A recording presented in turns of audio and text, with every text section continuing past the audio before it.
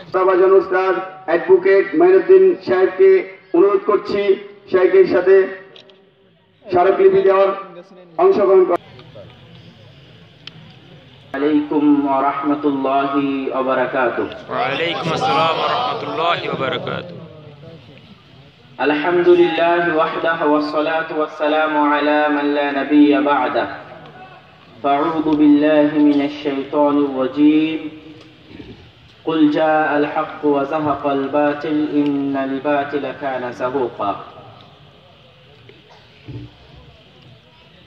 যাবতীয় প্রশংসা, হামদ, সানা, স্তুতি কেবলমাত্র সেই মহাপরাক্রমশালী সত্তার শানে নিয়োজিত, যার অপরিসীম দয়া, সীমাহীন রহমত ও করুণার বদৌলতে আজকে আমরা ফেনী জেলার অন্তর্গত মোল্লাঘাট বাজার সংলগ্ন এই এলাকাতে পবিত্র কোরআন এবং সহিহ হাদিসের আলোচনা শ্রবণের জন্য একত্রিত হতে পেরেছি। সকলেই বলে আলহামদুলিল্লাহ। আলহামদুলিল্লাহ। এবং যে মাদ্রাসা বারাহি গুনি মাকসুদিয়া ইসলামিয়া মাদ্রাসার উদ্যোগে এই প্রোগ্রামটি আয়োজন করা হয়েছে, সেই মাদ্রাসার কমিটি সহ যারা মাদ্রাসার সহযোগিতাকারী তাদেরও শুকরিয়া আদায় করতেছি।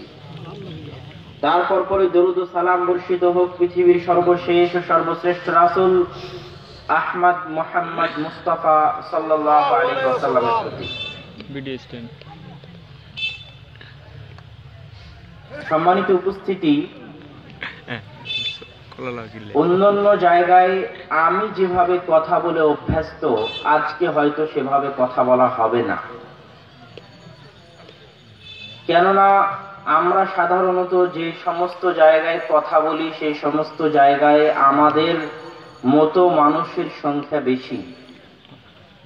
আর আজকে আমরা যেখানে কথা বলতেছি, আমাকে আগেই বলা হয়েছে আমি যেন এইভাবে কথা বলি।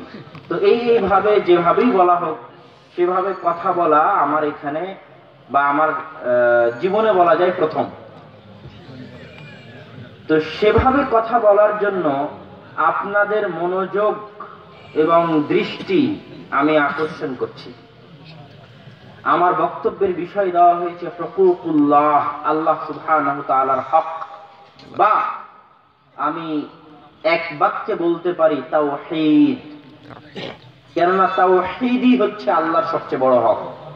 আপনি যদি তাওহীদ বুঝে যান তাহলে আল্লাহ সুবহানাহু তাআলার হক বুঝতে পারবেন। অত্যন্ত দুঃখজনক হলেও সত্য যে আমাদের দেশের মানুষ সবই বুঝে, কত রাকাত সালাত আদায় করলে কি হবে, কতবার কি পড়লে কত রকমের ফজিলত হবে, কোথায় গেলে কত নেকি হবে, কোথায় কি করলে কি হবে, সবই জানে, কিন্তু তাওহীদ সম্পর্কে কেউ কিছুই জানে না। আশ্চর্য হবে, তাওহীদের জ্ঞানের দুর্বলতা এই দেশের মাটিতে এত বেশি যা ভাষায় প্রকাশ করার নয়। আমরা পদে পদে সৎ আমলের নামে আল্লাহ সুবহানাহু তাআলার তাওহীদকে লঙ্ঘন করে থাকি। তাওহীদের প্রয়োজনীয়তা বুঝার জন্য শুরুতে আপনাকে বলে নেই, কোরআন এবং হাদিসের আলোচনা তো ইনশাআল্লাহ করবই। শুরুতে আপনাকে এমনি বলে নেই, আমাকে মানব জীবন টিকে রাখার জন্য, শারীরিকভাবে সুস্থ থাকার জন্য, বেঁচে থাকার জন্য প্রত্যেকদিন খাবার খেতে হয়, হয় না? একমাত্র আল্লাহ সুবহানাহু তাআলা হচ্ছেন মুখাপেক্ষীহীন, আল্লাহুস সামাদ। আল্লাহ সুবহানাহু তাআলা ব্যতীত পৃথিবীতে কেউ মুখাপেক্ষীহীন নয়। আমি এবং আপনি বেঁচে থাকার জন্য প্রত্যেকদিন খাবারের মুখাপেক্ষী। খাবার না খেলে বেঁচে থাকতে পারবো না।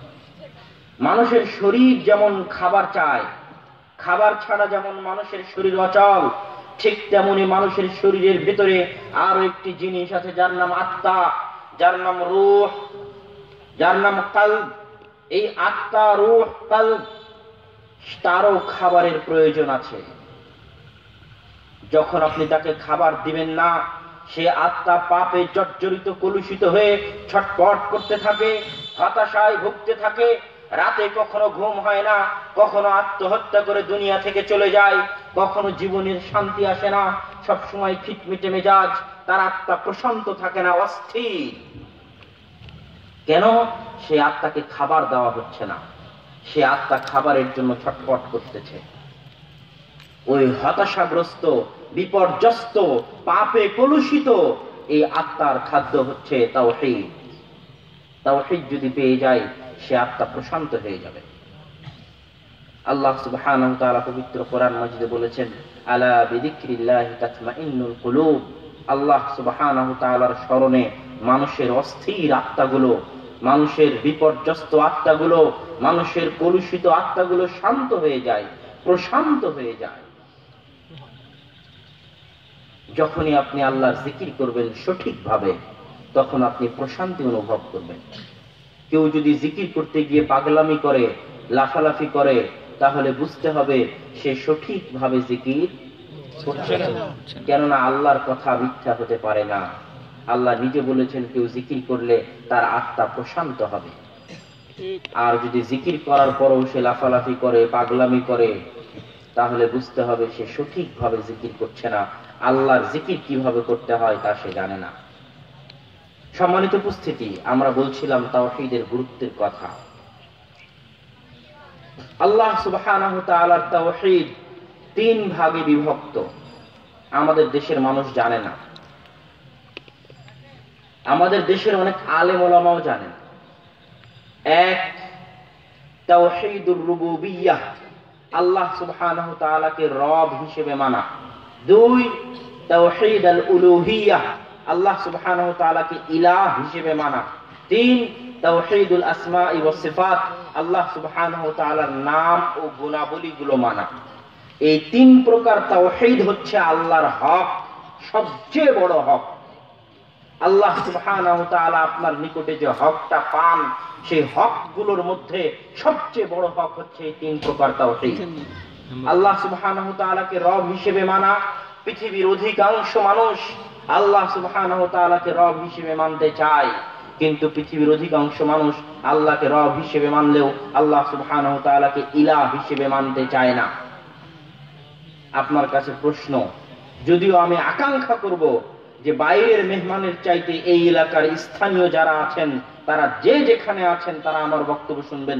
আমি বাইরে থেকে যারা মেহমান আসছে তাদের জন্য কথা বলিনি, তাদের জন্য কথা ফেসবুক, ইউটিউবে অনেক আছে, তারা আমাদের অনেক বক্তব্য শুনেছে। যারা স্থানীয় আছেন তারা বাধ্যতামূলক বক্তব্য শুনে যাবেন। তো আল্লাহ সুবহানাহু ওয়া তাআলাকে রব হিসেবে মানা আর আল্লাহ সুবহানাহু ওয়া তাআলাকে ইলাহ হিসেবে মানা, এটা কি কথা বললেন হুজুর আপনি? বুঝতে তো পারলাম না, দুটোর মধ্যে কি পার্থক্য? রব শব্দের শাব্দিক অর্থ হচ্ছে লালন পালন করা। মা যেমন সন্তানকে দুধ খাইয়ে, পেশাব পায়খানা করিয়ে, আদর যত্ন দিয়ে লালন পালন করে, ঠিক তেমনি আল্লাহ সুবহানাহু ওয়া তাআলা তার বান্দাকে লালন পালন করেন। আপনি যে জমিনের উপর বসে আছেন, এই জমিন আল্লাহর। এই জমিনের মাটির ছোঁয়া ছাড়া বিভিন্ন রোগে আপনি আক্রান্ত হয়ে যাবেন। সব সময় দেখবেন যখন জন্ডিস হয়, তখন ডাক্তার বলে যেন খালি পায়ে মাটিতে হাঁটে, কেননা মাটির একটা শক্তি আছে আপনাকে সুস্থ করার। যে অক্সিজেনে আপনি চলছেন, পৃথিবীর হাওয়া বাতাসের যে অক্সিজেন, এই অক্সিজেন আল্লাহর দেওয়া। একটা গাছকে, একটা ঘাসকে আপনি সূর্যের আলো থেকে দূরে রেখে দেন, গামলা দিয়ে ঢেকে রেখে দেন, 1 মাস পর দেখবেন ওই গাছ মারা গেছে। আপনিও যদি সূর্যের আলো থেকে দূরে থাকেন, আপনিও মারা যাবেন। সূর্যের আলোর কারণে আপনি বেঁচে আছেন। এই সূর্যের আলো কার? আল্লাহ। আল্লাহ সুবহানাহু ওয়া তাআলা কোরআন মাজিদের মধ্যে চ্যালেঞ্জ দিয়েছেন যে পৃথিবীর কেউই, সারা পৃথিবীর সকলে মিলে চেষ্টা করলেও জমিন থেকে একটা বীজ বপন করার পরে সেই বীজ থেকে গাছ বের করবে, এরকম ক্ষমতা পৃথিবীর কারো যদি আল্লাহ না চান। তাহলে আপনি যে খাবার গ্রহণ করছেন, এই খাবার যে জমিন থেকে উৎপন্ন হচ্ছে, সেটাও কে উৎপন্ন করতেছে? আল্লাহ সুবহানাহু ওয়া তাআলা। আপনি যে আসমানের ছায়ার নিচে আছেন, সে আসমানের মালিক কে?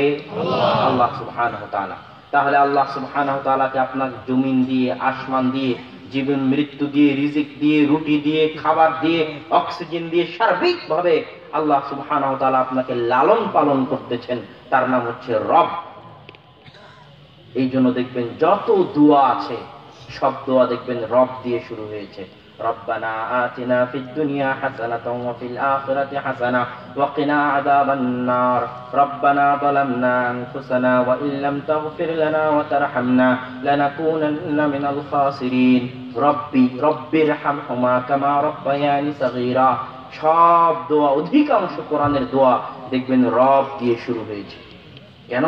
রব দিয়ে দোয়া শুরু করলে আল্লাহকে কাছে পাওয়া যায়, যে হে আল্লাহ তুমি আমার লালন পালন কর্তা, তুমি তো আমার সব, আমাকে খাওয়াও তুমি, আমাকে পড়াও তুমি, আমার জীবন মৃত্যুর মালিক তুমি, আমার রুজি রুটির মালিক তুমি, তুমি আজকে আমাকে ক্ষমা করে দাও, আমি তো তোমারই দাস, তোমারই গোলাম। এটা হচ্ছে রব, আল্লাহ সুবহানাহু ওয়া তাআলাকে লালন পালন কর্তা হিসেবে বিশ্বাস করা। এই বিষয়ে আল্লাহ সুবহানাহু ওয়া তাআলা নিজে পবিত্র কোরআনে বহু আয়াত, পবিত্র কোরআনের অধিকাংশ আয়াত আল্লাহ সুবহানাহু ওয়া তাআলার তাওহীদ সংশ্লিষ্ট। যেমন কিছু আয়াত আমি কোরআন থেকে আপনাদেরকে পড়ে শোনাবো, যাতে আপনারা বুঝতে পারেন যারা স্থানীয় আছেন যে আল্লাহ সুবহানাহু ওয়া তাআলা কোরআনে কিভাবে বলতেছেন তার তাওহীদের কথা। أمن خلق السماوات والأرض وأرسل لكم من السماء ماء فأنبتنا به حدائق ذات بهجة ما كان لكم أن تنبتوا شجرها أإله مع الله بل هم قوم يعدلون। কে সৃষ্টি করেছে আসমান এবং জমিনকে? وأنزل لكم من السماء ماء, এবং আসমান থেকে বৃষ্টি কে বর্ষণ করেছে, এবং সেই বৃষ্টি দিয়ে ফল মূল গাছ গাছালি কে উৎপাদন করেছে। মা কানা লাকুম, তোমাদের কারো পক্ষে সম্ভব নয়, আন তুমবিতু শাজারাহা, যে তোমরা গাছকে উৎপাদন করবে, উৎপন্ন করবে, যেটা কিছুক্ষণ আগে বললাম আল্লাহ নিজে কোরআনে বলছে। পৃথিবীবাসী, সারা পৃথিবীর সকল ডাক্তার ইঞ্জিনিয়ার বিজ্ঞানী মিলে জমিন থেকে গাছ উৎপন্ন করতে পারবে না যদি না আল্লাহ সুবহানাহু ওয়া তাআলা চান। তারপর আল্লাহ কি বলছেন? আ ইলাহুম মা আল্লাহ, তারপরেও কি তোমরা আল্লাহ ব্যতীত অন্য কারো ইবাদত করবে? এই জিনিসটা আসলো ইলাহ। এতক্ষণ আলোচনা চললো রবের। আসমান জমিন কে সৃষ্টি করেছে? আল্লাহ, কেননা আল্লাহ রব। আসমান থেকে বৃষ্টি কে বর্ষণ করেছে? আল্লাহ, কেননা আল্লাহ রব। জমিন থেকে গাছ গাছালি উৎপাদন করেছে কে? আল্লাহ, কেননা আল্লাহ রব। এখন তুমি আল্লাহকে রব হিসেবে মানতেছো, কিন্তু ইলাহ হিসেবে মানতেছো না। এই জন্য আল্লাহ বলতেছে আ ইলাহুম মা আল্লাহ, যে আল্লাহ আসমান সৃষ্টি করলো, জমিন সৃষ্টি করলো, গাছ উৎপন্ন করলো, বৃষ্টি বর্ষণ করলো, সে আল্লাহর রব হিসেবে মানার পরও তুমি সে আল্লাহকে কেন ইলাহ হিসেবে মানতেছো না? অন্যকে কেন ইলাহ হিসেবে মানতেছো? এটা আল্লাহ রাগ। আল্লাহ কোরআনে এইভাবে বলতেছেন ইলাহু মা আল্লাহ। এরপরও কি তোমরা বলতে চাও যে আল্লাহর সাথে আর কেউ ইলাহ আছে? তার মানে ইলাহ মানে কি?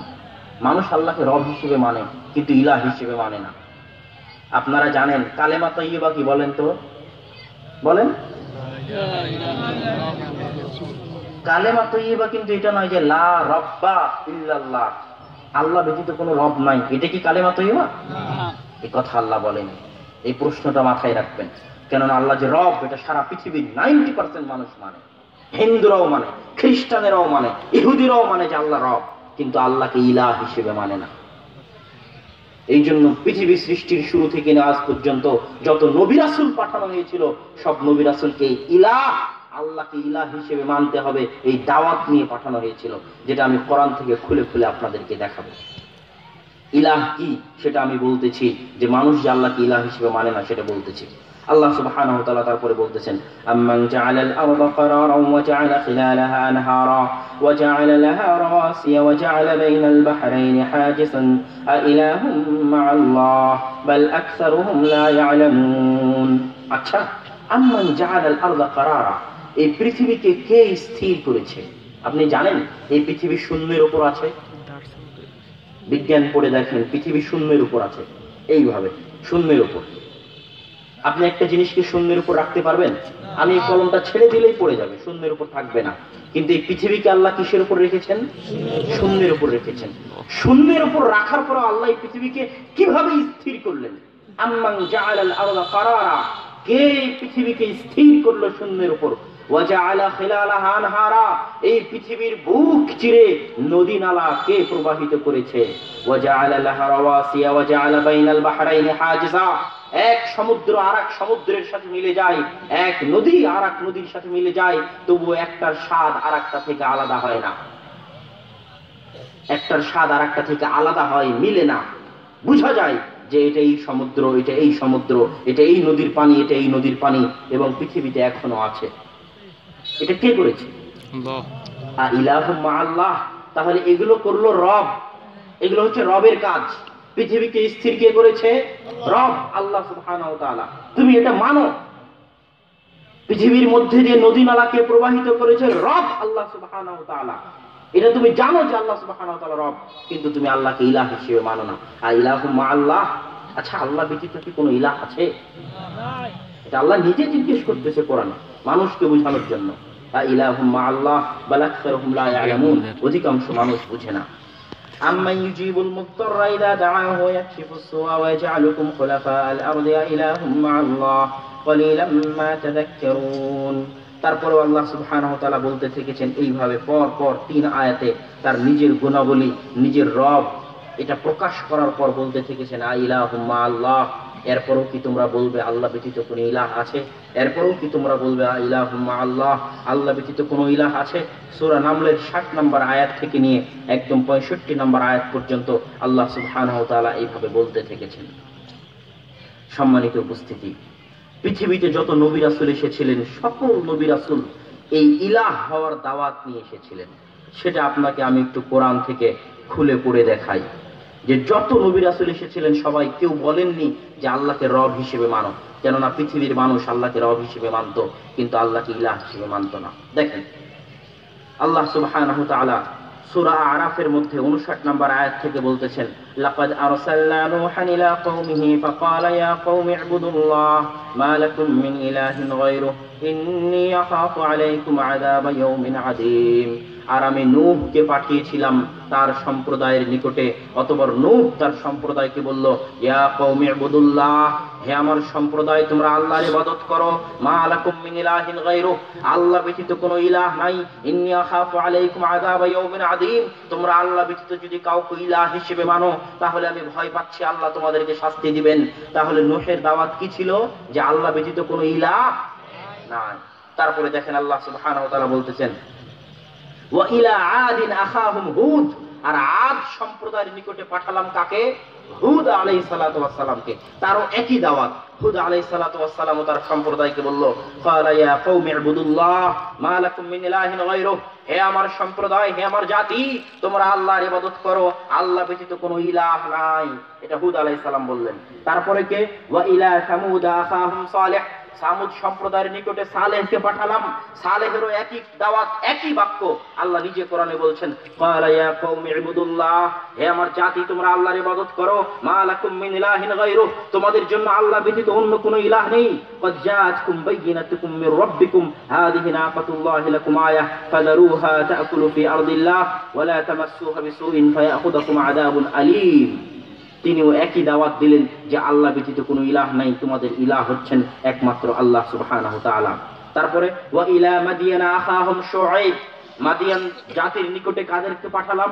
শুআইব আলাইহিস সালাতু ওয়াস সালামকে পাঠালাম। একই দাওয়াত, ক্বালা ইয়া কওমি ইবুদুল্লাহ মা লাকুম মিন ইলাহিন গায়রুহু, হে আমার সম্প্রদায়, আল্লাহ ব্যতীত কোনো ইলাহ নেই, আল্লাহকে ইলাহ হিসেবে মানো। তারপরে কে? এইভাবে আল্লাহ সুবহানাহু ওয়া তাআলা প্রত্যেক কওম, প্রত্যেক জাতির নিকটে ইলাহ এই দাওয়াত নিয়ে সকল নবী রাসূলকে পাঠিয়েছেন। এবার একটা আয়াতই বলে দিই এই মর্মে। আল্লাহ সুবহানাহু ওয়া তাআলা বলতেছেন, ওয়া মা আরসালনা মিন ক্বাবলিকা মির রাসূলিন ইল্লা নূহি ইলাইহি আন্নাহু লা ইলাহা ইল্লা আনা ফা'বুদুন। আমি যত নবী রাসূলকে পাঠিয়েছি সকল নবী রাসূলের একটাই দাওয়াত ছিল যে আল্লাহ ব্যতীত কোনো ইলাহ নেই। এখনই অধৈর্য হয়েন না। আপনি হয়তো ভাবতেছেন ইলাহ, আপনি এত বলতেছেন আল্লাহকে ইলাহ হিসেবে মানতে হবে, মানুষ মানে না। ইলাহ হিসেবে মানাটা কি সেটা তো বলবো। তার আগে আল্লাহ সুবহানাহু ওয়া তাআলার আরো একটা আয়াত শুনেন। আল্লাহ সুবহানাহু ওয়া তাআলা সূরা ইউসুফের 106 নম্বর আয়াতে বলছেন, ওয়া মা ইউমিনু আকসারুহুম বিল্লাহি ইল্লা ওয়া হুম মুশরিকুন। যারা দাবি করে যে তারা মুমিন তাদের অধিকাংশই মুশরিক। যারা দাবি করে যে তারা মুমিন, যারা আল্লাহর উপর ঈমান আনয়ন করে, ঈমান আনয়ন করার পরেও তাদের অধিকাংশ মুশরিক। আমি বলিনি। আল্লাহ সুবহানাহু ওয়া তাআলা বলছেন সূরা ইউসুফের 106 নম্বর আয়াতে যে ঈমান আনয়ন করার পরেও অধিকাংশ মানুষ মুশরিক, মুমিন হওয়ার পরেও অধিকাংশ মানুষ মুশরিক। কিভাবে? এখান থেকে শুরু। আল্লাহ যে ইলাহ সেটা বুঝার। রাসূল সাল্লাল্লাহু আলাইহি ওয়াসাল্লামের দাদার নাম কি ছিল? আমাকে বলেন, রাসূল সাল্লাল্লাহু দাদার নাম কি ছিল? Abdul Muttalib. আব্দুল মুত্তালিব কাবা ঘরের রক্ষণাবেক্ষণ করত। যখন আব্রাহার ওই আসহাবুল ফিলের বাহিনী যখন আসলো, তখন তিনি বলেন, আল্লাহ তোমার কাবা তুমি হেফাজত করিও, আমি হেফাজত করতে পারবো না, তুমি দেখিও আমার ক্ষমতা নাই। তাহলে আব্দুল মুত্তালিব আল্লাহর উপর বিশ্বাস করতো না করতো না? করতো। আবু জেহেল যখন বদরের যুদ্ধে রাসূল সাল্লাল্লাহু আলাইহি ওয়াসাল্লামের বিরুদ্ধে যুদ্ধ করার জন্য অবতীর্ণ হলো, তখন আবু জেহেল কাবা ঘরের গিলাফ ধরে কেঁদে কেঁদে আল্লাহর কাছে বলে, আল্লাহ আজকে তুমি আমাকে বিজয় দান করো। তাহলে আবু জেহেল আল্লাহর উপর বিশ্বাস করতো না করতো না? আবু জেহেল আল্লাহর উপর বিশ্বাস করার পরেও কাফের। আবু লাহাব আল্লাহর উপর বিশ্বাস করার পরেও মুশরিক। রাসূল সাল্লাল্লাহু আলাইহি ওয়াসাল্লামের পিতামাতাও একই অবস্থা। তাহলে তৎকালীন যুগের, জাহেলি যুগের এই সমস্ত আবু জেহেল, আবু লাহাবরা আল্লাহর উপর বিশ্বাস করার পরেও, আল্লাহর উপর ঈমান আনয়ন করার পরেও তারা মুশরিক। আপনাকে এই জন্য আল্লাহ বলতেছেন সূরা ইউসুফের 106 নম্বর আয়াতে, হে মুসলিম, হে মুমিন, তুমিও ভেবে দেখো, তুমিও কি ঈমান আনয়ন করার পরে মুশরিক? ঈমান আনয়ন করেও কি তুমি শিরক করতেছো, মুশরিক হচ্ছ কিনা ভেবে দেখো। তোমার ঈমান কি আবু জেহেলের ঈমানের মতো ঈমান নাকি? তোমার ঈমান কি আবু লাহাবের ঈমানের মতো ঈমান নাকি? তোমার আল্লাহর উপর বিশ্বাস করা আবু জাহালের আল্লাহর উপর বিশ্বাস করার মতো কিনা?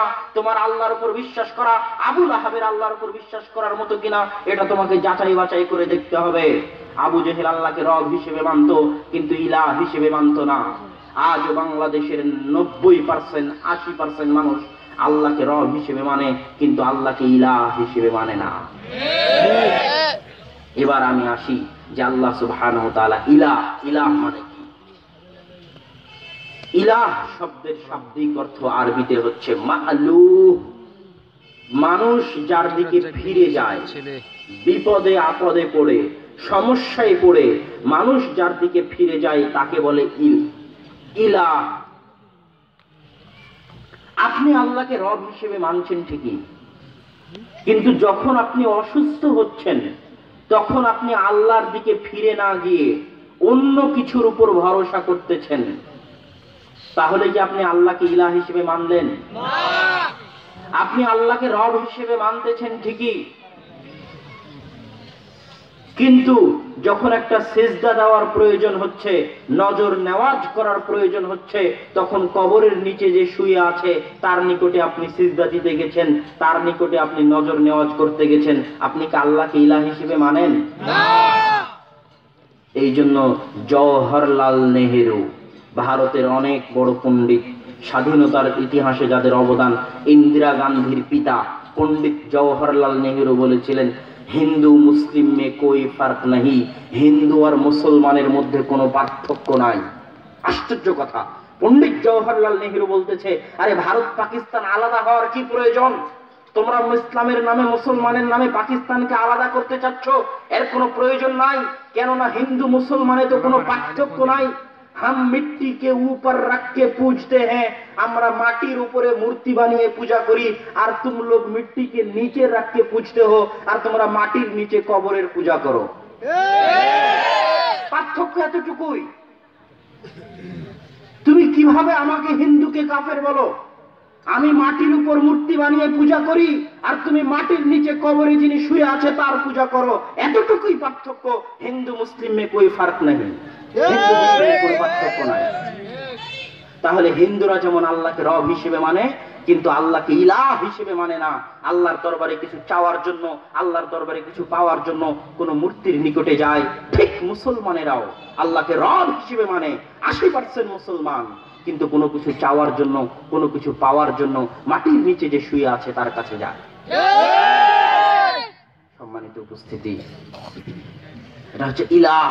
আল্লাহ সুবহানাহু ওয়া তাআলাকে ইলাহ হিসেবে মানা। আপনার হৃদয়ে আল্লাহ ব্যতীত অন্য কেউ জায়গা পেতে পারে না। কিভাবে জানেন?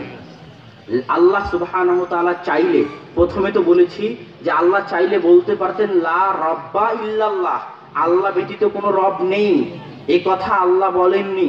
আল্লাহ বলেছেন লা ইলাহা ইল্লাল্লাহ। আর এটাই সকল নবী রাসূলের দাওয়াত, যেটা আমি কোরআন থেকে আপনাদেরকে দেখালাম।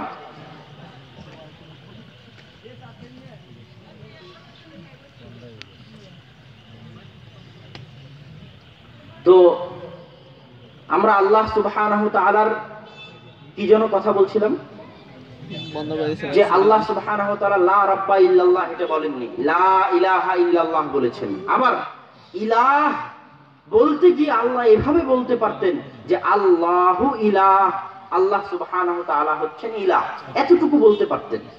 কিন্তু এটা না বলে তিনি কি বললেন, লা ইলাহা ইল্লাল্লাহ। শুধু আল্লাহু ইলাহ বলতে কি কোনো সমস্যা ছিল? যে আশহাদু আন্নাল্লাহা ইলাহ, আমি সাক্ষ্য দিচ্ছি যে আল্লাহ হচ্ছেন ইলাহ, এটা না বলে কেন এভাবে বললেন যে আশহাদু আন্না লা ইলাহা ইল্লাল্লাহ, যে আমি সাক্ষ্য দিচ্ছি আল্লাহ ব্যতীত কোনো মাবুদ নেই, এভাবে কেন বললেন? এভাবে বলার পিছনে কারণ হচ্ছে লা আরবিতে নাবোধক এবং ইল্লা এই দুটো যখন একসাথে আসে তখন অন্য আরেকটা অর্থ দেয়। কি অর্থ দেয়? আল্লাহ সুবহানাহু ওয়া তাআলা বলতে চাচ্ছেন, মানুষকে যদি আমি বলি যে আল্লাহ হচ্ছেন ইলাহ, আল্লাহু ইলাহ, শুধু এভাবে যদি বলি, তাহলে আল্লাহ ইলাহ হওয়ার সাথে সাথে আরো কারো ইলাহ হওয়ার সুযোগ আছে, সুযোগ অপশন থেকে যায় যে আল্লাহ ইলাহ, তার সাথে আরো কেউ ইলাহ হতে পারে, এই অপশন থেকে যায়।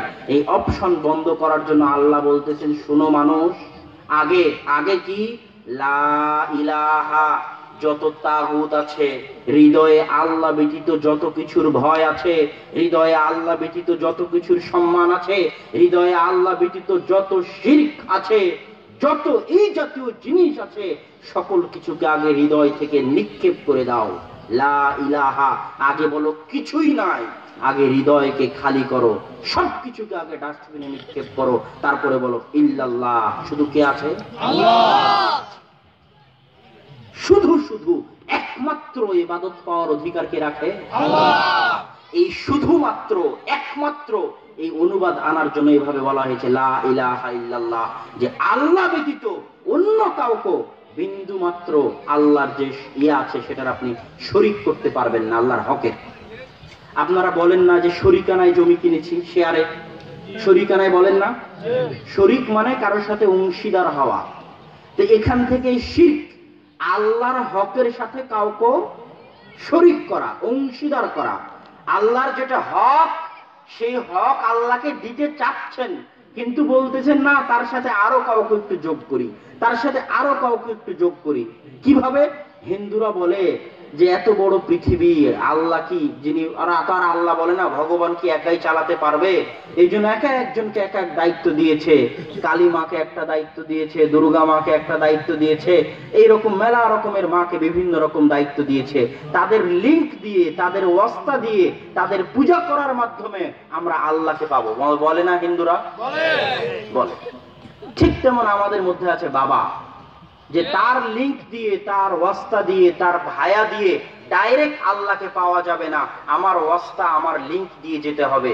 ইসলামে এগুলোর অস্তিত্ব নয়। ইসলাম এমন এক ধর্ম যেখানে বান্দার সাথে আল্লাহর সম্পর্ক ডাইরেক্ট। বান্দার সাথে আল্লাহর সম্পর্ক কি? ডাইরেক্ট। কোনো লিঙ্কের প্রয়োজন হয় না, কোনো ওয়াস্তার প্রয়োজন হয় না, কোনো মাধ্যমের প্রয়োজন হয় না। বান্দার সাথে আল্লাহ সুবহানাহু ওয়া তাআলার সম্পর্ক হচ্ছে সরাসরি এবং ডাইরেক্ট। আমি বলতেছিলাম যে কথা, যে আল্লাহ সুবহানাহু ওয়া তাআলা তার ইলাহ, লা ইলাহা ইল্লাল্লাহ, আল্লাহ সুবহানাহু ওয়া তাআলা ব্যতীত কোনো মাবুদ নেই। আমরা আল্লাহ সুবহানাহু ওয়া তাআলার এই হকে শরীক করি। কিভাবে শরীক করি, কিভাবে শেয়ার করি? আপনাকে আমি বুঝাই যে এই শরীক এবং এই শেয়ার করাটা কত বড় অন্যায়। আল্লাহ সুবহানাহু ওয়া তাআলা সূরা লুকমানে বলতেছেন, ইন্নাশ শিরকা লাযুলমুন আযীম, নিশ্চয় শিরক হচ্ছে মহা অত্যাচার, মহা অন্যায়। আপনি বলবেন চেয়ারম্যান সাহেব, মেম্বার সাহেব আমার জমি দখল করে নিল, এটা অত্যাচার। চেয়ারম্যান সাহেব, মেম্বার সাহেব আমাকে দুটো থাপ্পড় দিল, এটা অত্যাচার, এটা অন্যায়।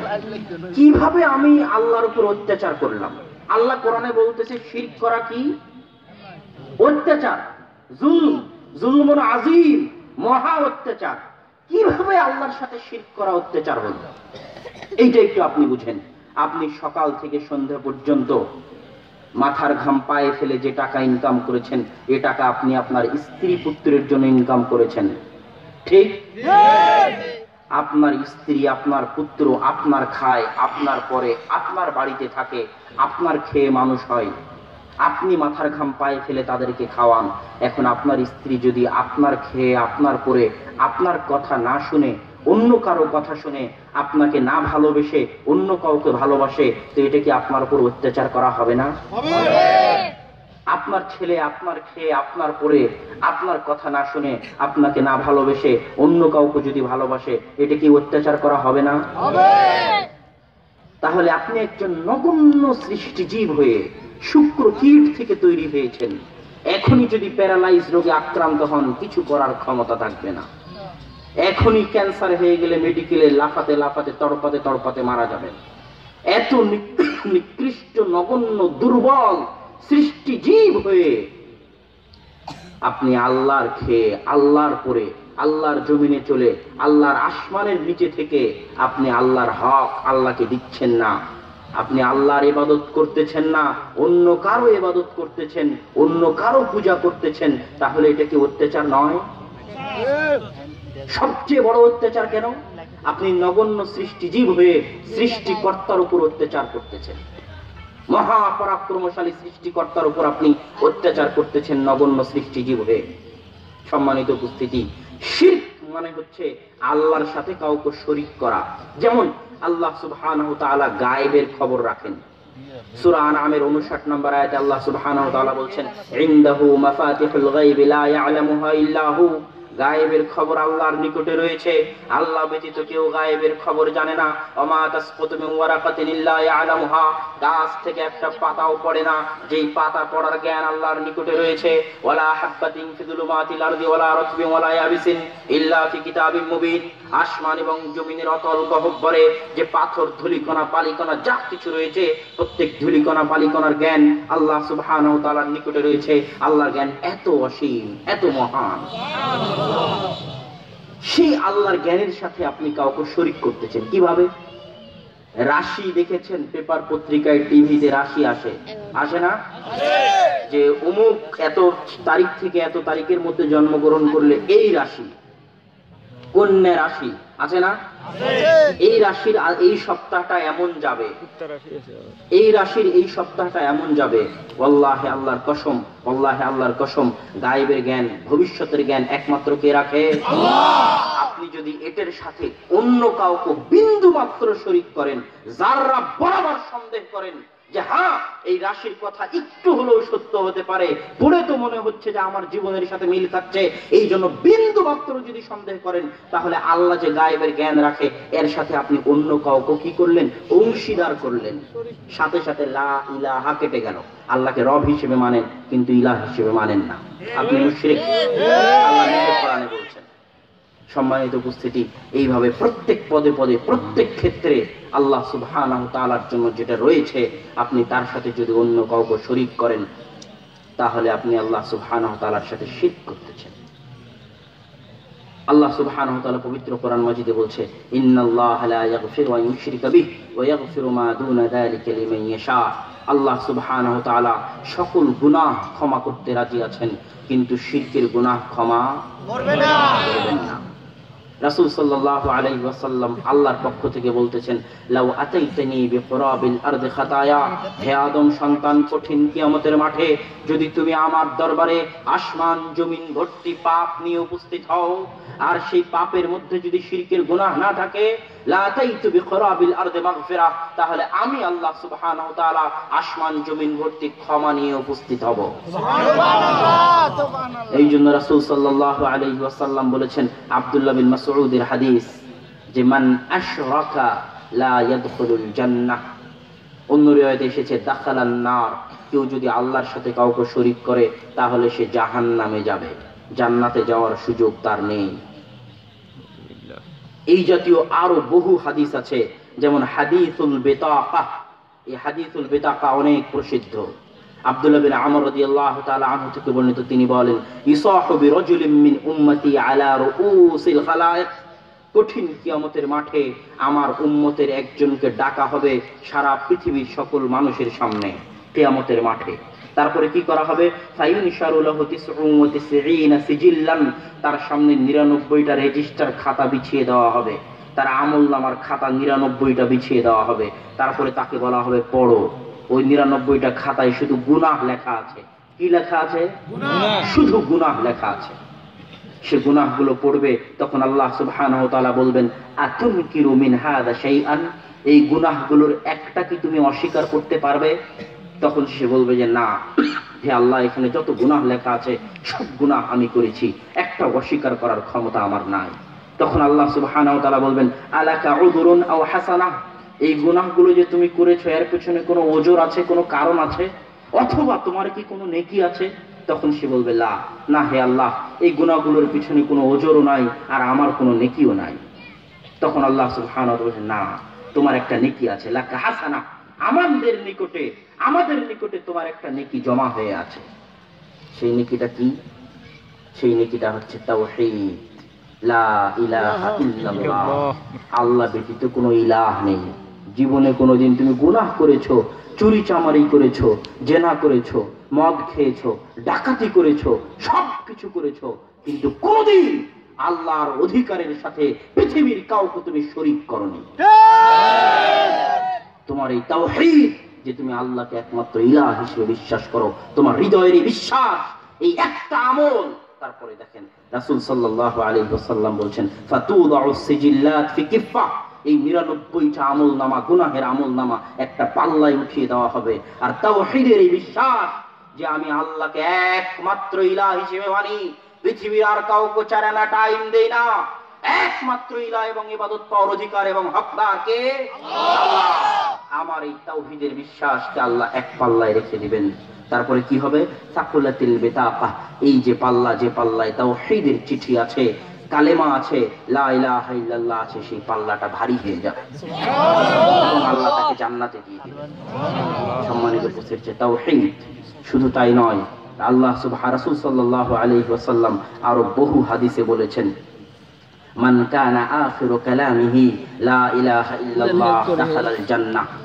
সারা জীবন গুনাহ করেছে, শিরকের গুনাহ করেনি, গুনাহে ভর্তি, মৃত্যুর পূর্বে যদি বলে নিতে পারে যে লা ইলাহা ইল্লাল্লাহ, মরে মরে অবস্থা, মরার আগে মুখ দিয়ে বের হলো লা ইলাহা ইল্লাল্লাহ।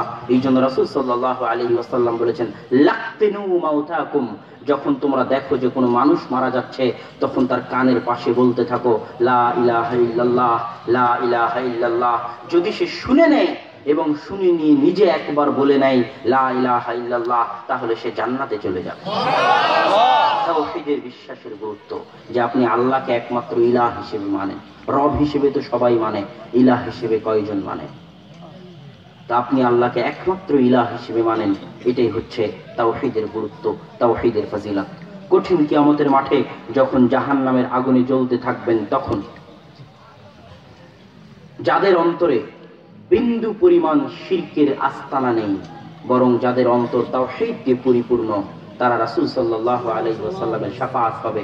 স্বয়ং আল্লাহ তাদেরকে অঞ্জলি দিয়ে জাহান্নাম থেকে বের করে জান্নাতে দিয়ে দিবেন। জাহান্নামের আগুনে পুড়ে সকল গুনাহ যখন ক্ষমা হয়ে যাবে, হৃদয়ে তাওহীদের বিশ্বাস থাকার কারণে তাকে আল্লাহ সুবহানাহু ওয়া তাআলা কোনো না কোনো একদিন জাহান্নাম থেকে মুক্ত করে জান্নাতে দিয়ে দিবেন। এই জন্য মানুষের জীবনের সবচেয়ে বড় সম্পদ হচ্ছে তাওহীদের বিশ্বাসের সম্পদ, যে আমি আল্লাহ ব্যতীত কাউকে ইলাহ হিসেবে মানি না, এই বিশ্বাসের সম্পদ। সম্মানিত উপস্থিতি, আরো একটা কথা এখানে বলি, যে আমাদের আজকের যুগে যারা আমরা আমাদের দেশে বিভিন্ন জায়গায় যারা শিরকের গুনাহে লিপ্ত, তারা সেই জাহেলি যুগের যারা শিরকের গুনাহে লিপ্ত ছিল তাদের চেয়েও খারাপ। কিভাবে জানেন? জাহেলি যুগের যারা শিরকের গুনাহে লিপ্ত ছিল তাদের বিষয়ে আল্লাহ সুবহানাহু ওয়া তাআলা বলতেছে যে তারা যখন কোনো সমুদ্রের উঠতো, কোনো নদীতে উঠতো, কোনো জাহাজে উঠতো, তখন যদি ঝড় বৃষ্টি শুরু হয়ে যেত, তখন তারা আল্লাহকে ডাকতো। কাকে? আল্লাহকে ডাকতো। ওই কাফের, ওই মুশরিকরা এমনি সময়ে কাবা ঘরে যে মূর্তি আছে লাত, হুবল, উজ্জা, ওই লাত, হুবল, উজ্জাকে ডাকে। কিন্তু যখন বিপদে পড়ে যায়, যখন লাতবুল হুজ্জাকে দিয়ে কাজ হয় না, তখন তারা কাকে ডাকে? আল্লাহকে। আল্লাহকে ডাকে। কিন্তু আমাদের এই যুগে যারা শিরক করে, তারা বিপদে পড়লেও আল্লাহকে ডাকে না। বলে ইয়া আলী মাদাদ, হে আলী রাদিয়াল্লাহু তাআলা আনহু, আপনি মদদ করেন। বলে না? ইরানে যান, এখানে শুনতে না পেলে ইরানে যান। ইরানের প্রত্যেক মানুষ যখন বিপদে পড়ে তখন কাকে ডাকে? আলী রাদিয়াল্লাহু তাআলা আনহুকে ডাকে। তাহলে তারা আইয়ামে জাহেলিয়াত, রাসূলের যুগের মুশরিকদের চেয়ে খারাপ নয়? রাসূলের যুগের মুশরিকরা এমনি সময়ে লাত উজ্জা হবলের পূজা করতো, কিন্তু যখন বিপদে পড়তো তখন কাকে ডাকতো? আল্লাহকে। কিন্তু আজকের যুগের মুশরিকরা বিপদে পড়লেও আল্লাহকে ডাকে না। কেননা তারা আল্লাহকে ইলাহ হিসেবে বিশ্বাস করে না, আল্লাহর দয়া তারা বুঝতে পারে না, আল্লাহর রহমত তারা বুঝতে পারে না। আল্লাহ সুবহানাহু ওয়া তাআলার ক্ষমতা, আল্লাহর দয়া, আল্লাহর রহমত বুঝার জন্য জ্ঞান লাগে। রাসূল সাল্লাল্লাহু আলাইহি ওয়াসাল্লাম বলেছেন, আল্লাহুম্মা লা মানিআ লিমা আতাইতা ওয়া লা মু'তিয়া লিমা মানা'তা। হে আল্লাহ, তুমি যদি কাউকে কিছু দিতে চাও, পৃথিবীর কেউ ঠেকাতে পারবে না। আর তুমি যদি কাউকে কিছু দিতে না চাও, পৃথিবীর কেউ দিতে পারবে না। এটা হচ্ছে আল্লাহর ক্ষমতা। ইন্নাল্লাহা আলা কুল্লি শাইইন কাদির। কোরআনে বহু জায়গায় আল্লাহ বলেছে ইন্নাল্লাহা আলা কুল্লি শাইইন কাদির। আল্লাহ হচ্ছেন সকল কিছুর উপর ক্ষমতাবান। কোরআনে আল্লাহ বলেছেন ফাআলুল লিমা ইউরিদ। আল্লাহ যা ইচ্ছা তাই করতে পারেন। আল্লাহ যা ইচ্ছা তাই করতে পারেন। আপনি পরিকল্পনা করতেছেন, আপনার পিতামাতা পরিকল্পনা করতেছে, কিন্তু বাস্তবায়ন হবে আল্লাহর ইচ্ছা। মানুষের ইচ্ছাই কিছু হয় না। সম্মানিত উপস্থিতি, আল্লাহর শক্তি, আল্লাহর ক্ষমতা, আল্লাহর দয়া, আল্লাহর পাওয়ার মানুষ বুঝতে পারে না, অনুভব করতে পারে না। যেমন আল্লাহ সুবহানাহু ওয়া তাআলার দয়ার একটা কথা বলি। আল্লাহ সুবহানাহু ওয়া তাআলা কোরআন মাজিদে বলছেন, আলহামদুলিল্লাহি রাব্বিল আলামিন আর রহমানির রহিম। আর রহমানির রহিম মানে কি? পরম করুণাময় ও দয়ালু। আর রহমানির রহিম শব্দের অর্থ কি? পরম করুণাময় ও দয়ালু। আল্লাহ আপনি বলবেন যে একটা মানুষও তো দয়া করে, একটা মানুষও তো করুণা করে, কিন্তু সম্মানিত উপস্থিতি, একজন মানুষের দয়া এবং আল্লাহর দয়ার মধ্যে আসমান জমিন পার্থক্য রয়েছে। একজন মানুষের করুণা আর আল্লাহর করুণার মধ্যে আসমান জমিন পার্থক্য রয়েছে।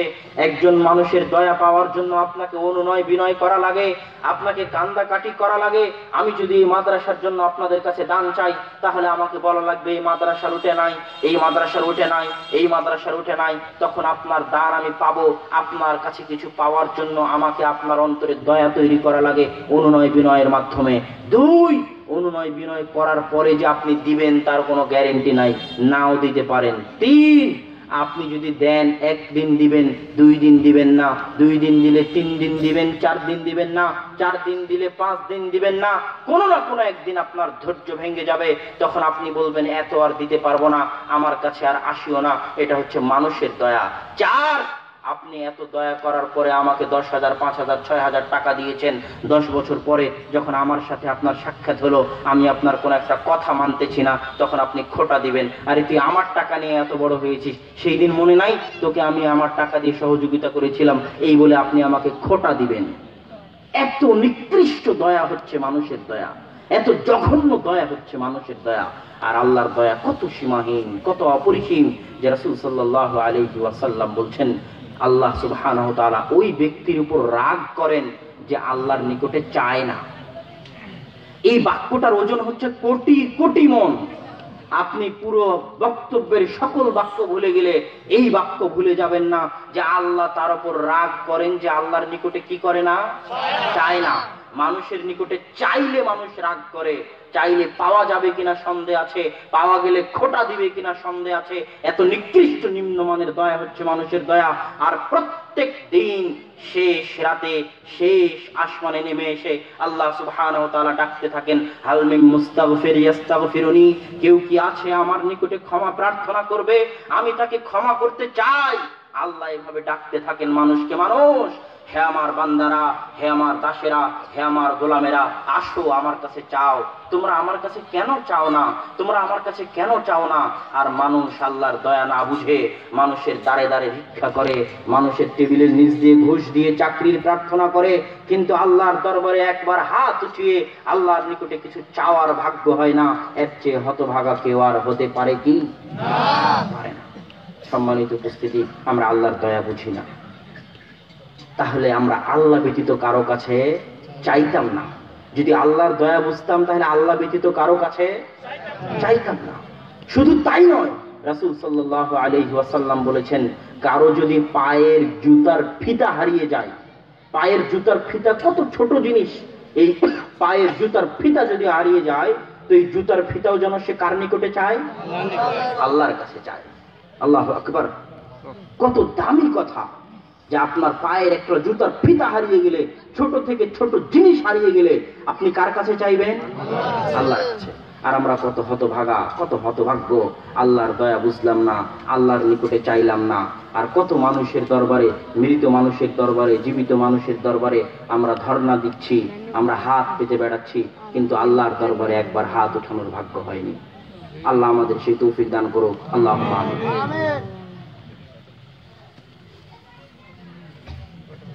তারপরে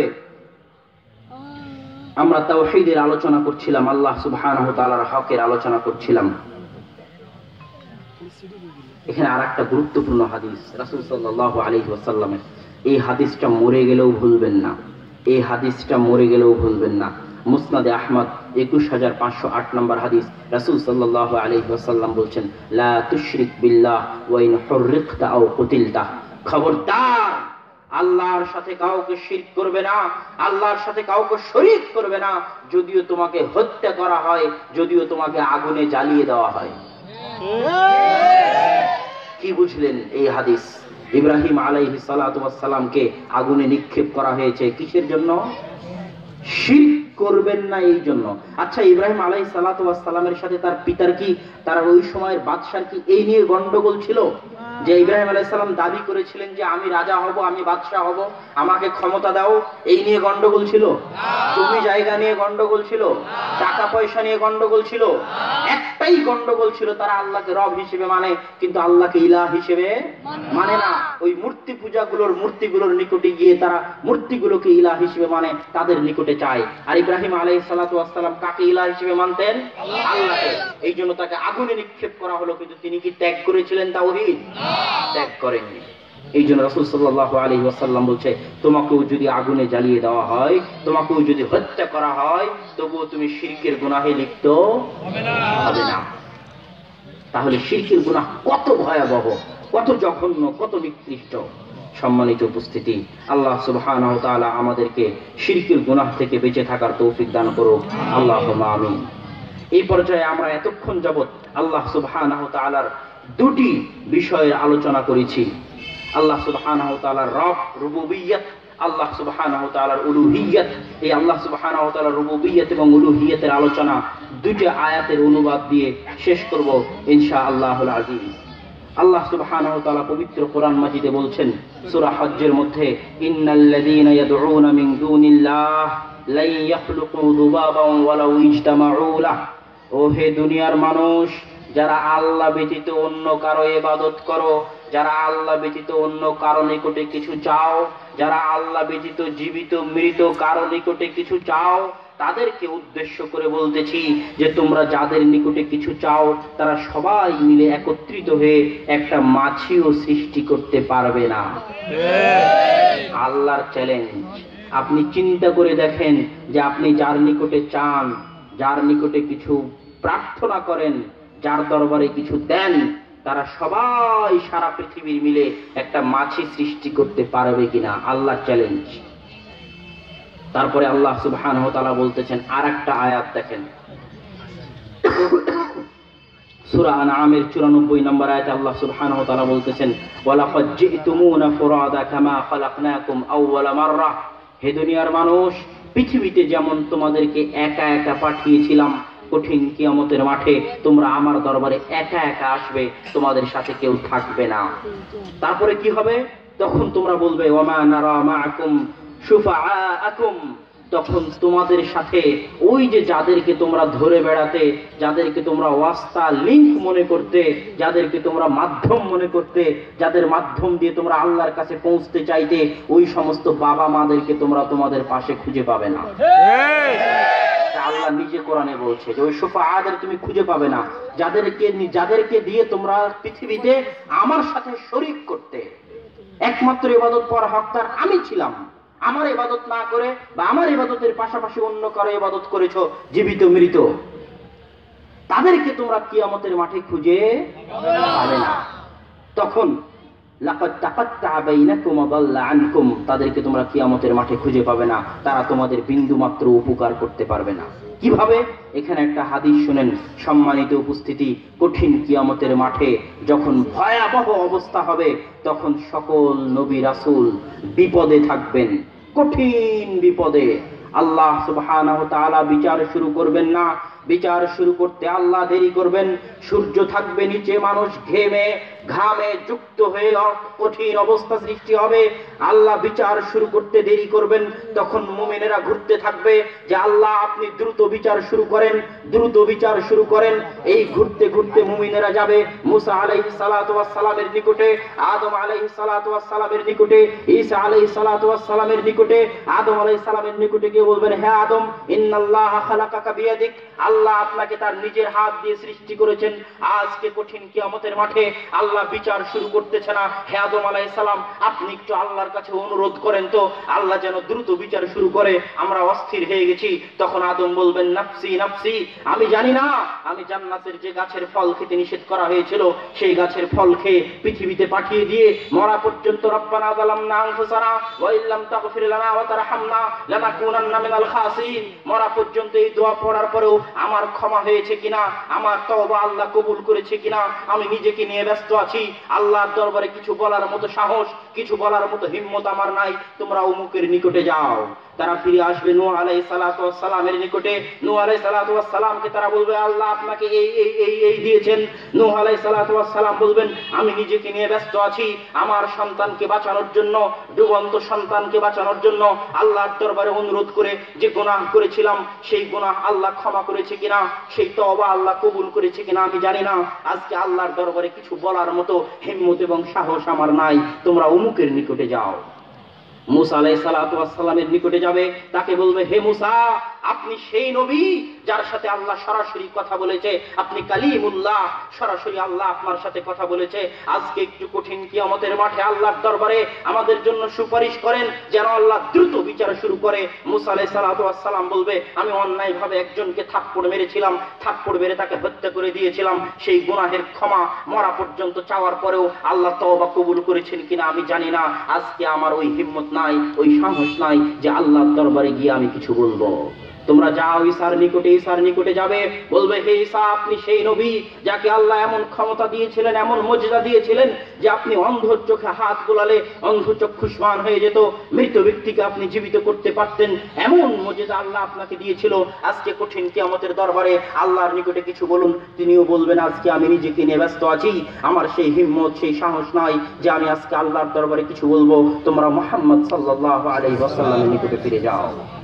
আমি আপনাকে এই কথাটা ডাইরেক্ট বলে দিই, ইমানের দাবি, যদিও আমাকে বলতে বলা হচ্ছে যে না ডাইরেক্ট নয়, ডাইরেক্ট আমি আপনাকে জিজ্ঞেস করি, যেখানে কঠিন কিয়ামতের মাঠে আদম আলাইহিস সালাতু ওয়াস সালাম কিছু করতে পারছেন না, যেখানে কঠিন কিয়ামতের মাঠে নূহ আলাইহিস সালাম নিজেকে নিয়ে ব্যস্ত কিছু করতে পারছেন না, যেখানে কঠিন কিয়ামতের মাঠে মুসা ঈসার মতো নবী কিছু করতে পারছেন না, সেখানে আমার আপনার মতো কবরের নিচে শুয়ে থাকা ব্যক্তিরা কি কিছু করতে পারবে?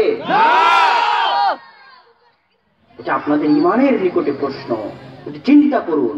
সেই কঠিন কিয়ামতের মাঠে আল্লাহ সুবহানাহু ওয়া তাআলা ছাড়া কেউ কিছু করতে পারে না। সম্মানিত উপস্থিতি, আমরা তাওহীদের আলোচনা করছিলাম, আপনাদেরকে তাওহীদ শিখাতে চাচ্ছিলাম। তাওহীদ শিখাতে গিয়ে আল্লাহ রব সেটা বোঝাতে চেষ্টা করেছি, আল্লাহ ইলাহ সেটা বোঝাতে চেষ্টা করেছি। এবার আল্লাহর নাম এবং আল্লাহর গুণাবলী নিয়ে সংক্ষিপ্ত কথা বলে বক্তব্যের শেষের দিকে যাওয়ার চেষ্টা করব ইনশাআল্লাহ। আমাদের দেশে আল্লাহ সুবহানাহু ওয়া তাআলা যে রব এই বিষয়ে আলোচনা হয়, আল্লাহ যে ইলাহ এই বিষয়ে আলোচনা হয়, কিন্তু আল্লাহর নাম এবং আল্লাহর গুণ নিয়ে আলোচনা হয় না। আল্লাহকে আপনি তার নাম এবং গুণ ছাড়া চিনতে পারবেন না। আল্লাহ কে? আল্লাহকে কি আমরা চোখ দিয়ে দেখতে পেয়েছি? চোখ দিয়ে দেখতে পাইনি। জান্নাতে জান্নাতবাসীদের সবচেয়ে বড় পুরস্কার কি হবে? আল্লাহকে দেখা। সবচেয়ে বড় পুরস্কার কি হবে? আল্লাহকে দেখা। জান্নাত এমন নিয়ামতের জায়গা যে রাসূল সাল্লাল্লাহু আলাইহি ওয়াসাল্লাম বলছেন, মা রাআত আইনুন ওয়ালা সামিআত উযনুন ওয়া মা খাতারা বিবালি আহাদিন। জান্নাত এমন জায়গা যা মানুষ চোখ দিয়ে কোনোদিন দেখেনি, কান দিয়ে কোনোদিন শুনেনি, অন্তর দিয়ে কোনোদিন কল্পনা করেনি। এমন জায়গা জান্নাত। এমন জায়গার সকল নিয়ামত আপনি ভুলে যাবেন যখন আল্লাহকে চোখ দিয়ে সচক্ষে দেখবেন জান্নাতে। আল্লাহু আকবার। সেই আল্লাহ সুবহানাহু ওয়া তাআলাকে আমরা দুনিয়াতে চোখ দিয়ে দেখতে পাই না, কিন্তু হৃদয় দিয়ে অনুভব করতে পারি। এটাই তো তাওহীদ। আল্লাহকে হৃদয় দিয়ে অনুভব করতে পারাটাই কি তাওহীদ। হৃদয়ে আল্লাহ ছাড়া আর কারো জায়গা থাকবে না। এই তাওহীদ, আল্লাহকে হৃদয় দিয়ে অনুভব তখনই করতে পারবেন যখন আল্লাহর নাম জানতে পারবেন, আল্লাহর গুণ জানতে পারবেন। আপনি ইবনে তাইমিয়াকে দেখেননি, ইবনে হাজার আসকালানীকে দেখেননি, মুহাম্মদ সাল্লাল্লাহু আলাইহি ওয়াসাল্লামকে দেখেননি, ঠিক কি না? কিন্তু মুহাম্মদ সাল্লাল্লাহু আলাইহি ওয়াসাল্লামকে আপনি কিভাবে জানেন, কিভাবে হৃদয় দিয়ে অনুভব করেন? তার নাম জানেন, তার গুণ জানেন, তিনি এমন ছিলেন এমন ছিলেন। এগুলো জানার কারণে তো আপনি তাকে হৃদয় দিয়ে অনুভব করতে পারেন, তাই নয় কি? তো আল্লাহকেও তখনই হৃদয় দিয়ে অনুভব করতে পারবেন যখন আল্লাহ কে, আল্লাহর গুণ কি, আল্লাহর পরিচয় কি তা আপনি জানতে পারবেন। এটা হচ্ছে আমাদের তাওহীদের শেষ প্রকার, আত-তাওহীদ বিআসমাইল্লাহ ওয়া সিফাতিহি। আল্লাহর হকের সবচেয়ে বড় হক যে তাওহীদ, তার তৃতীয় প্রকার যে আল্লাহর নাম এবং আল্লাহর গুণাবলী। এটার গুরুত্ব বুঝাতে গিয়ে আমি আপনাকে শুরুতে বলি, রাসূল সাল্লাল্লাহু আলাইহি ওয়াসাল্লাম তাবারানীর ৭৫৩২ নম্বর হাদিসে বলেছেন, মান ক্বারা আয়াতুল কুরসি দুবুরা কুল্লি সালাতিন, কেউ যদি 5 ওয়াক্ত সালাতের পরে আয়াতুল কুরসি পাঠ করে, লা ইয়ামনাউহু মিন দুখুলিল জান্নাহ ইল্লাল মাউত, কঠিন কিয়ামতের মাঠে জান্নাতে প্রবেশ করতে তাকে কিছুই বাধা দিবে না, মৃত্যু ছাড়া। সুবহানাল্লাহ। তথা আয়াতুল কুরসি পড়লে জান্নাতে যাবেই। 5 ওয়াক্ত সালাতের পরে যদি কেউ আয়াতুল কুরসি পড়ে সে জান্নাতে যাবেই। আয়াতুল কুরসির মধ্যে এমন কি আছে? কিছুই নাই। আয়াতুল কুরসির মধ্যে হজ, সালাত, সিয়াম এগুলোর কথা নাই, হালাল হারামের কথা নাই, পরকালের কথা নাই, জান্নাত জাহান্নামের কথা নাই। আয়াতুল কুরসির শুরু থেকে নিয়ে শেষ পর্যন্ত শুধু আল্লাহর নাম এবং আল্লাহর গুণাবলী আছে। রাসূল সাল্লাল্লাহু আলাইহি ওয়াসাল্লাম সহিহ মুসলিমের 811 নম্বর হাদিসে বলছেন যে কেউ যদি সূরা ইখলাস একবার পড়ে, সূরা ইখলাস মানে কুল হুয়াল্লাহু আহাদ আল্লাহুস সামাদ লাম ইয়ালিদ ওয়া লাম ইউলাদ ওয়া লাম ইয়াকুল লাহু কুফুয়ান আহাদ, এই ছোট্ট 2 লাইনের সূরা কেউ যদি 3 বার পড়ে তাহলে সে পবিত্র কোরআন একবার পাঠ করলো। সুবহানাল্লাহ। মুসলিমের হাদিস। এই পবিত্র 600 পৃষ্ঠার কোরআন, যার প্রতি হরফে 10 নেকি রয়েছে, পুরো কোরআন প্রথম থেকে শেষ পর্যন্ত একবার পড়লে যত নেকি হবে, সূরা ইখলাস 3 বার পড়লে তত নেকি হবে। সূরা ইখলাসের মধ্যে কি আছে? সালাত সিয়ামের কথা নাই, হজ যাকাতের কথা নাই, হালাল হারামের কথা নাই, জান্নাত জাহান্নামের কথা নাই, শুধু আল্লাহর নাম এবং আল্লাহর গুণাবলী। আপনি কারো পূজা করতেছেন, কারো ইবাদত করতেছেন, কোথাও গিয়ে সিজদা দিচ্ছেন, কোথাও নজর নেওয়াজ দিচ্ছেন, তাহলে সূরা ইখলাসের সাথে তাকে মিলিয়ে দেখেন। পৃথিবীতে কেউ যদি আপনাকে এসে বলে যে তুমি আমাকে নজর নেওয়াজ দাও, আমার পায়ের নিকটে সিজদা করো, বা কোনো কবরে শুয়ে থাকা ব্যক্তিকে সিজদা করতে বলে, তাহলে তাকে সূরা ইখলাসের সাথে মিলিয়ে দেখেন। কিভাবে? কুল হুয়াল্লাহু আহাদ, আল্লাহকে এক। আল্লাহুস সামাদ, আল্লাহ হচ্ছেন মুখাপেক্ষীহীন। তাহলে আপনি যার ইবাদত করতে যাচ্ছেন সে খায় কিনা? খায়। তাহলে তার ইবাদত করা যাবে না। সে পেশাব পায়খানা করে, তাহলে তার ইবাদত করা যাবে না। দেখেন সে মুখাপেক্ষী কিনা কোনো কিছুর। পৃথিবীর কোন মানুষ মুখাপেক্ষীহীন নয়, একমাত্র আল্লাহ মুখাপেক্ষীহীন। লাম ইয়ালিদ, আল্লাহকে কেউ জন্ম দেয়নি। আপনি যার পূজা করতেছেন, যার ইবাদত করতেছেন, যে কবরে যাচ্ছেন, তার কি বাপ আছে? তাহলে সে এটা পাওয়ার অধিকার রাখে না। লাম ইউলাদ, আল্লাহর কোনো সন্তান নাই। তাহলে আপনি যার ইবাদত করতেছেন, যার নামে নজর নেওয়াজ করতেছেন, তার কি সন্তানাদি ছিল? ওয়ালাম ইয়াকুল লাহু কুফুয়ান আহাদ, আর আল্লাহ সুবহানাহু ওয়া তাআলার মতো কেউ নয়। সম্মানিত উপস্থিতি, এই সূরা ইখলাসের সাথে যদি কেউ না মিলে তাহলে তার ইবাদত করা যাবে না। শুধু যে মিলবে তার ইবাদত করা যাবে, আর একমাত্র কে মিলবে? আল্লাহ। আল্লাহ সুবহানাহু ওয়া তাআলা। এই জন্য সূরা ইখলাসের এত ফজিলত। রাসূল সাল্লাল্লাহু আলাইহি ওয়াসাল্লাম আবু দাউদের 5080 নম্বর হাদিসে বলেছেন, কেউ যদি দিন শুরু করে বিসমিল্লাহি লা ইয়াদুররু মা ইসমিহি শাইউন ফিল আরদি ওয়ালা ফিস সামাই ওয়া হুয়াস সামিউল আলিম, এই দোয়া দিয়ে কেউ যদি দিন শুরু করে, সন্ধ্যা পর্যন্ত পৃথিবীর কেউ তার বিন্দু মাত্র ক্ষতি করতে পারবে না। সুবহানাল্লাহ। এই দোয়ার মধ্যে কিছুই নাই, কি আছে? শুধু আল্লাহর নামের ওয়াস্তা আছে, যে ওই আল্লাহর নাম দিয়ে দিন শুরু করছি, যে আল্লাহর নাম দিয়ে দিন শুরু করলে আসমানে জমিনে এমন কোন মায়ের বেটা নাই, বাপের বেটা নাই যে আমার বিন্দু মাত্র ক্ষতি করতে পারে। ওই আল্লাহর নাম দিয়ে দিন শুরু করছি, শুধু আল্লাহর নামের ওয়াস্তা।